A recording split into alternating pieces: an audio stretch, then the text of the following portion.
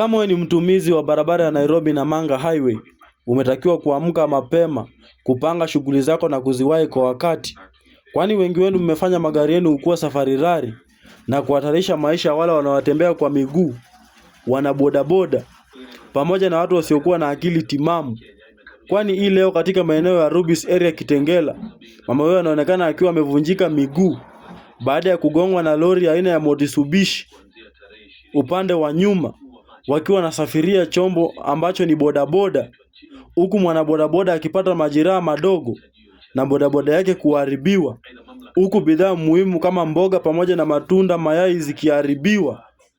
Dereva huyo alitoweka kwa kuhofia maisha yake, huku wakazi waliokuwa na hasira walitaka kuteketeza au kuchoma lori hiyo, lakini wanabodaboda wakaingilia kati na kudhibiti hali, huku wakingoja maafisa wa trafiki wafike katika maeneo hayo.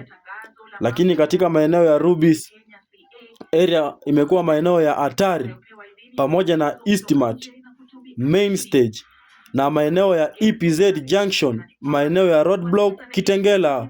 Wakazi wakisihi serikali ya kaunti kuweka flyover ili kupunguza athari hiyo. Nikiripotia Nongopiri Updates, ni President of Asolas. Kitengela, form ni Mattel Cooking Gas.